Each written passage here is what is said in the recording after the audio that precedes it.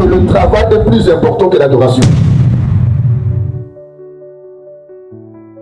Vous devez bien noter ce que je vous dis. Et vous devez bien le retenir. Parce que quand vous irez vous confondre à la cité, ne pas dire ce que je n'ai pas dit. Je ne veux pas dire que le travail est plus important que l'adoration. Mais l'adoration n'est pas la priorité de Dieu. La priorité de Dieu est le travail.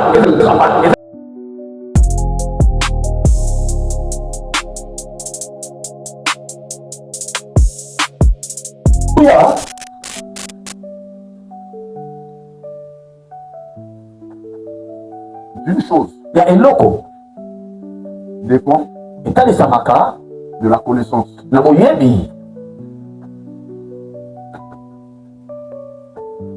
Voilà.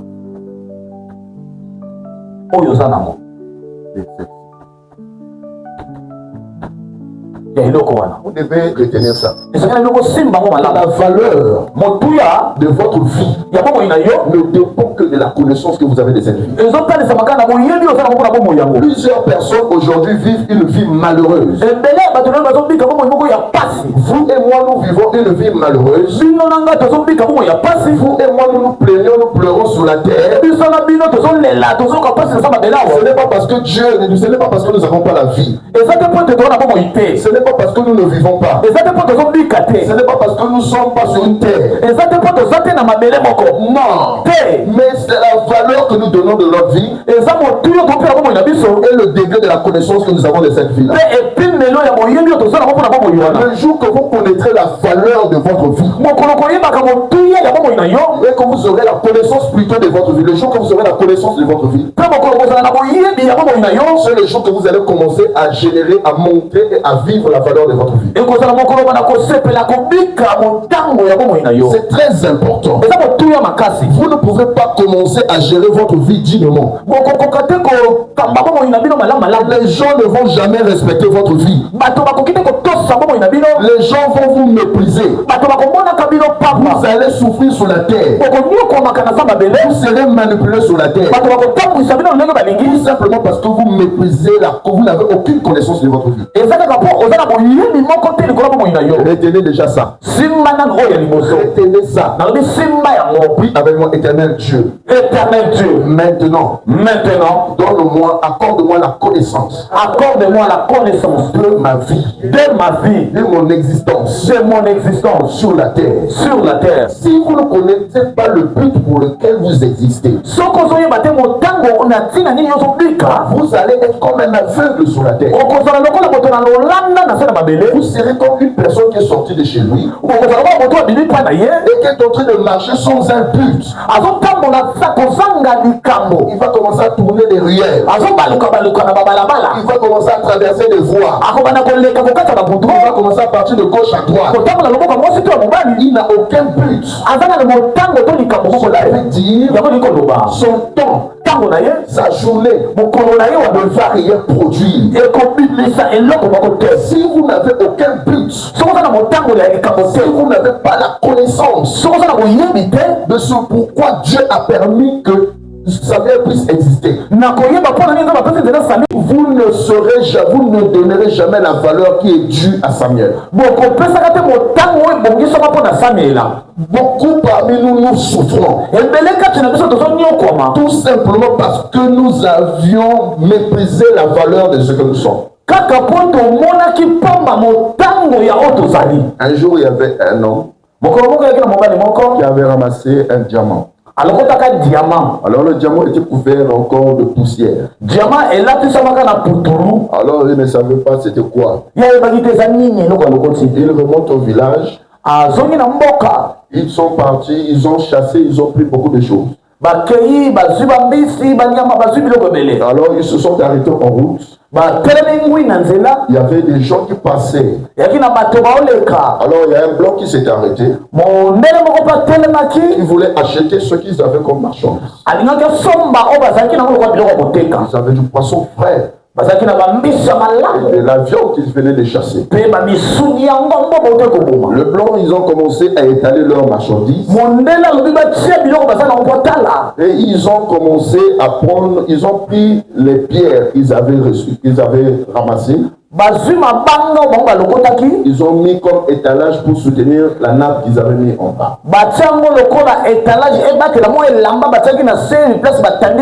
Le blanc arrive, il discute le poisson. Il dit 5 000, 10 000. Comme si c'était un blanc, il voulait augmenter. Le blanc regarde à côté, voit la pierre. Étant connaisseur, il dit que c'est un diamant. Il dit, où est-ce que vous êtes parti pêcher ça? Oh non, dans une eau en bas là-bas. Nous avons pêché. Même les pierres là, c'est là-bas. Oui, parfois on voit des pierres comme ça là-bas. Il dit, toi aussi ton poisson est cher. Hein? Parce que bon, tu es un enfant gentil, je vais te donner 10 000. Le blanc ne donnait pas 10 000 pour le poisson. Il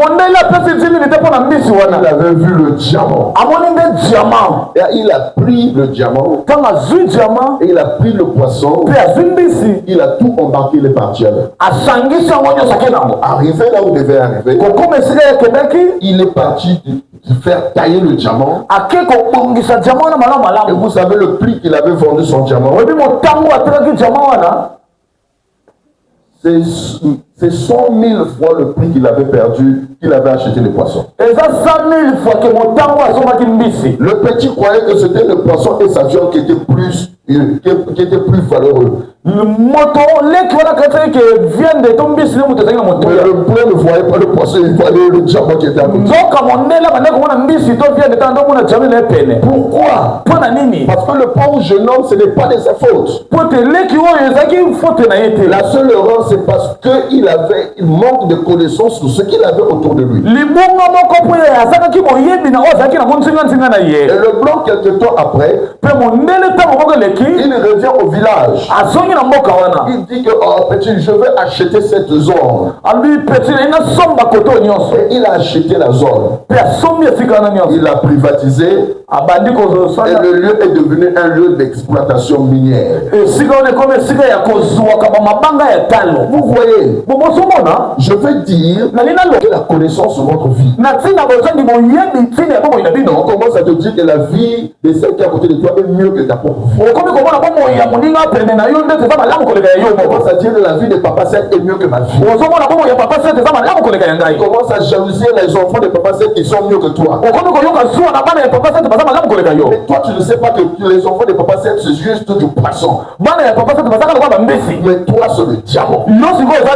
Tu te méprises parce que juste tu manques la connaissance sur ce que tu es.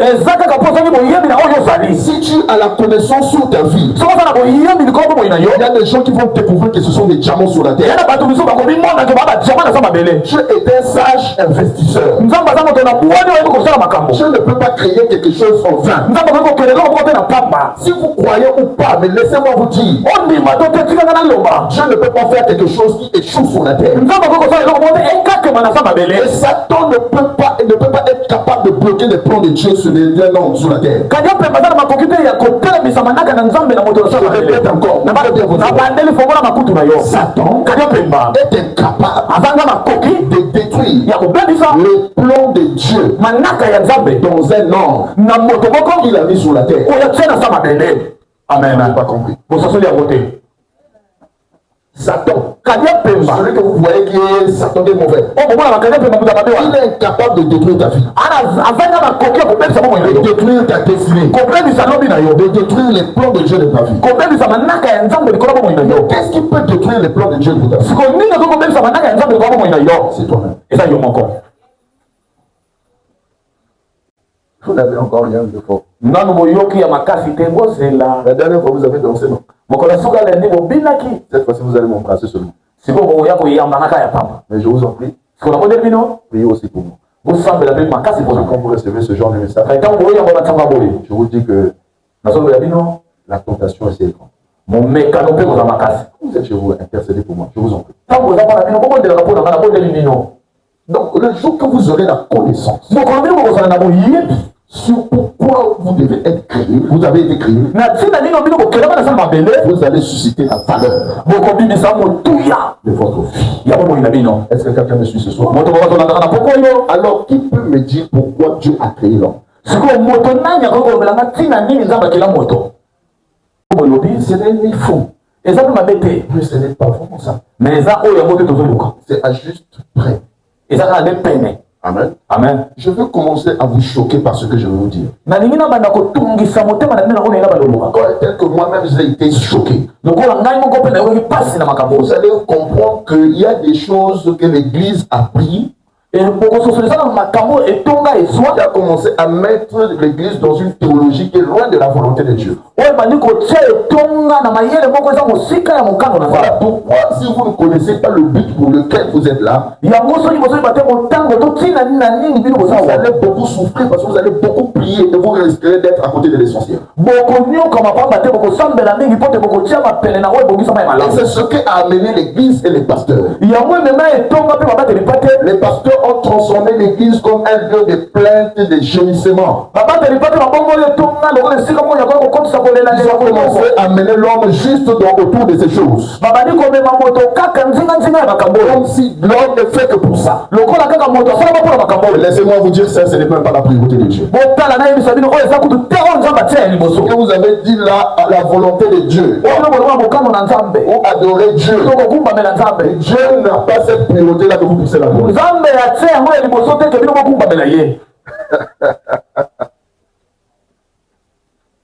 Comment ça dire, ah, ça c'est quel... compliqué. Pour parcourir la parole de Dieu, on va témoigner de ces choses. Dieu ne t'a pas fait pour l'adorer. Le but de Dieu sur toi, sur la terre, ce n'est pas que tu fasses sa volonté, que tu puisses l'adorer. Non. Dieu, ce n'est pas ça pour qu'il t'a créé. Il a un but pour lequel, principal pour lequel il t'a créé. Nous nous sommes éloignés de ce but. Alors vous allez noter, pour ceux qui sont en train de noter, au point 2.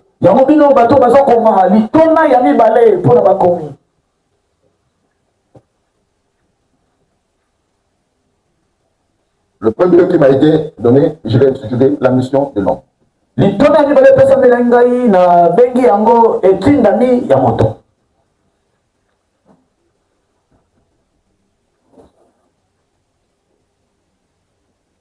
Nous allons comprendre la mission de l'homme.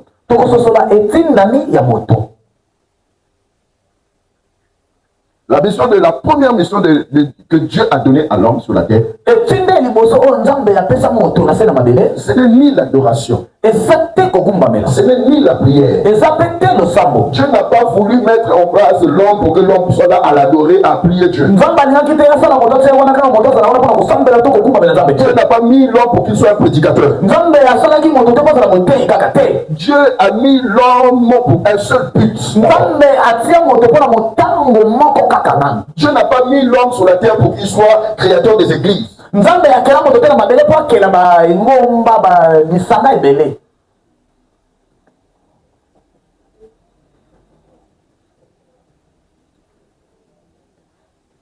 Dieu a un but pour lequel il nous a créés. Si vous avez donné ces réponses, c'est parce que dans la pensée chrétienne, dans nos églises, la théologie qui a été enseignée, que Dieu veut que l'homme puisse l'adorer principalement. Non. Et les gens se sont fixés rien qu'à la prière et à l'adoration. Et ils se sont mis à côté de ce qui est principal. Ça va être dur ce soir. Ce que je veux vous dire en venant va commencer à vous surprendre et à vous choquer. Dieu ne vous a pas fait seulement pour prier. Dieu ne vous a fait pas seulement pour l'adorer. La Bible dit qu'il y a des milliers de milliards de anges qui l'adorent. H24 se sont arrêtés. Dieu n'a pas besoin d'un homme sur la terre qui va l'adorer pour qu'il le sente qu'il est vraiment Dieu. Non.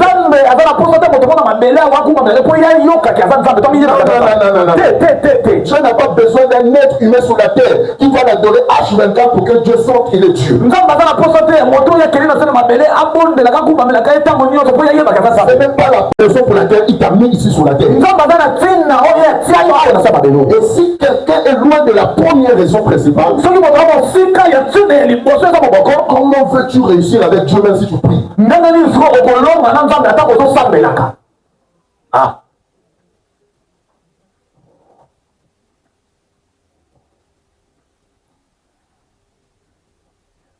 Ah. Les gens commencent à dire, finalement, pourquoi on vient à l'église? C'est choqué. Ce n'est pas pour autant que l'adoration n'est pas importante. L'adoration a sa place. La prière a sa place. Les chants ont leur place. Mais ce n'est pas le principal. Les prédicateurs ont leur place. Mais ça n'a jamais été la priorité de Dieu. C'est choquant. Ça passe. Papa. Tu vas prêcher ça devant les pasteurs vont commencer à te sortir. Tu vas dire que celui-là c'est un occultiste, il vient vous envoyer. Ils vont commencer à dire ça de moi. Les cheveux que tu as vus du nez, c'est l'image de ma dimension actuelle. Et ces cheveux-là doivent grandir. Alléluia. Amen. Est-ce que tu es avec moi ce soir? Sa prière à sa place. Mais ce n'était pas la priorité de Dieu. Est-ce que vous comprenez? Ah. Oh, ma vie, c'est d'adorer. Non, ta vie, ce n'est pas m'adorer. C'est vrai que c'est adorer. Mais ta vie, tu dois la consacrer à autre chose que l'adoration. Dis encore avec moi, Seigneur, ouvre mon esprit. Seigneur, ouvre mon esprit. Ah, Seigneur. Beaucoup de gens, nous souffrons sur la terre. C'est parce que nous ne sommes pas dans cette volonté. C'est parce que nous ne sommes pas dans cette lumière. Ah, Jésus.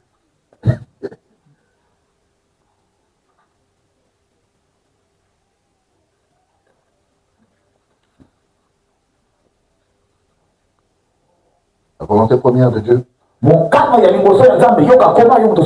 Dans la pensée de Dieu. Dans sa volonté suprême. Ce qu'il a prévu. La première des choses pour l'homme. Son but pour qu'il l'a mis sur la terre. Écoutez-moi bien. C'est le travail.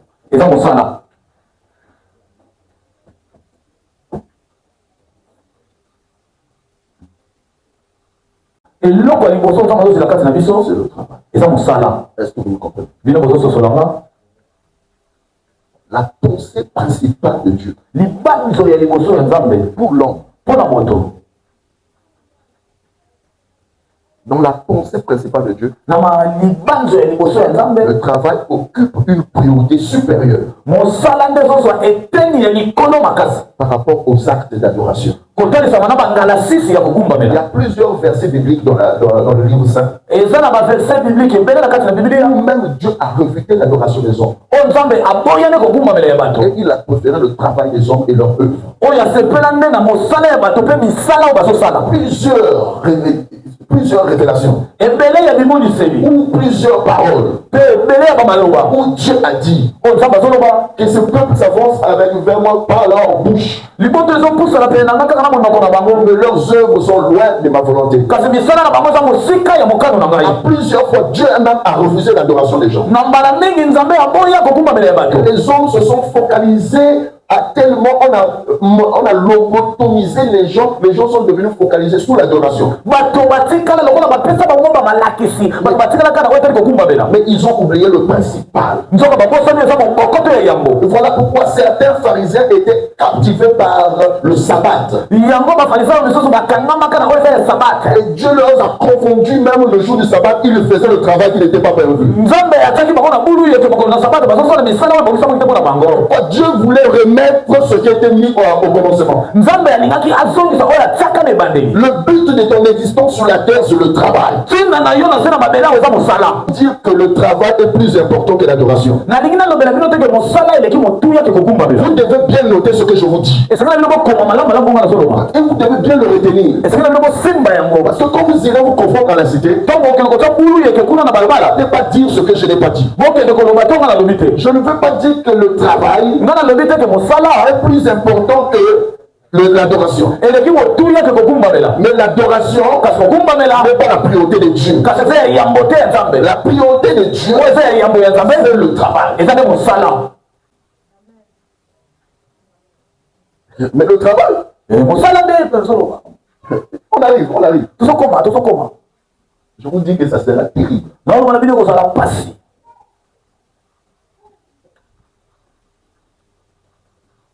Ce que je veux vous démontrer, c'est que sur la base des écritures que nous avons dans le livre saint, le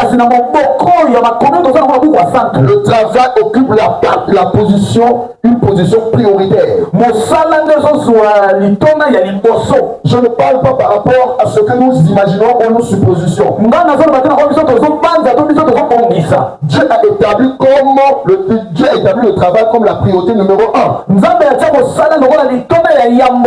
Avant tout acte d'adoration. Dieu a établi le travail comme la priorité numéro 1. Avant tout acte d'adoration.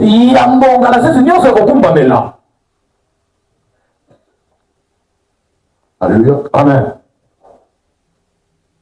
Il y a plusieurs versets bibliques dans lequel Dieu rejette l'adoration des hommes.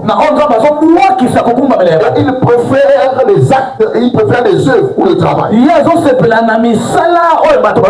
préfère les bonnes œuvres des hommes que leur adoration. Vous pouvez le voir dans Matthieu 15. Dans Ézéchiel aussi, je pense. Ézéchiel 29. Je pense à partir du verset 12 ou 13. Vous allez voir ça. Dieu préfère les œuvres qu'à votre adoration. Une œuvre, c'est quoi? Une œuvre, c'est quoi? Regardez vos dictionnaires.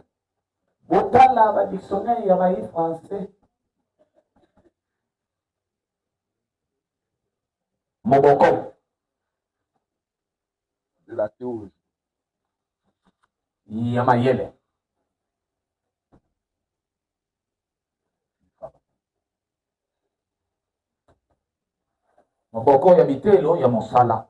C'est-à-dire, quel est le fondement du travail? Le fondement de la théologie du travail, il se trouve dans la Bible. Vous allez trouver ces choses que je vous dis, le travail dans la Bible. Et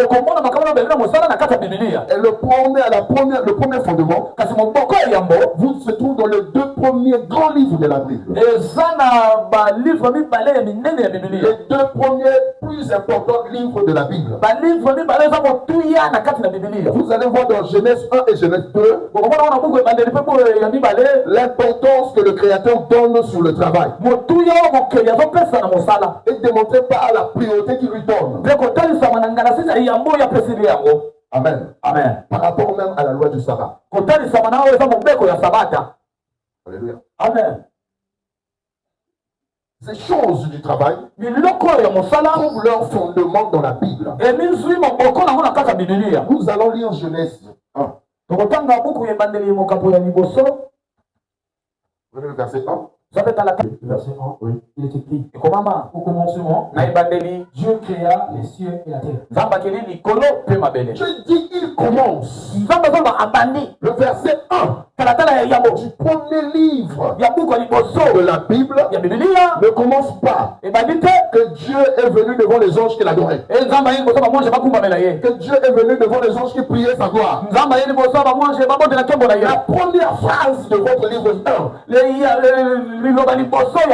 la première phrase que Dieu a révélée à nous, les hommes, il est écrit que Dieu crée, il travaille.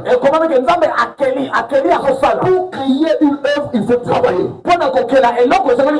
Le premier verset, la première phrase de votre Bible commence par le travail. Est-ce que quelqu'un est avec moi? Il est créé. Cela veut dire qu'il se met au travail. Amen. Amen.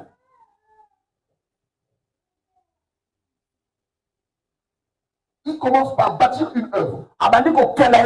Quand on dit que Dieu commence par créer, cela veut dire qu'il commence par bâtir une œuvre. Je veux dire à quelqu'un que ton ministère commence d'abord au travail. Ton ministère commence au lieu où tu vas travailler.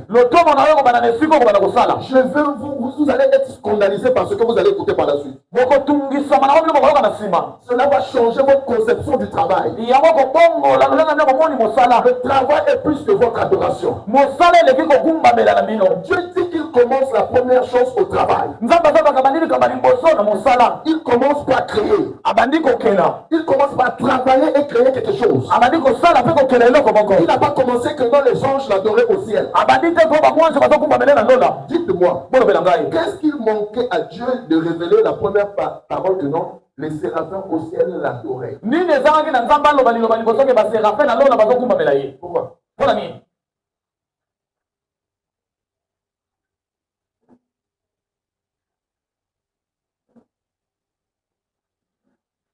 Pourquoi ça ne commence pas comme ça?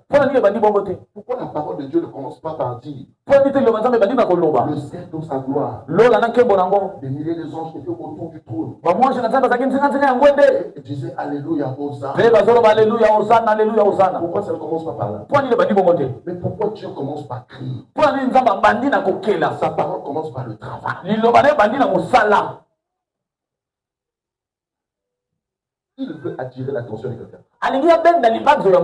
Au commencement, Dieu se met à travailler, à créer. Lisons la parole de Dieu dans le livre.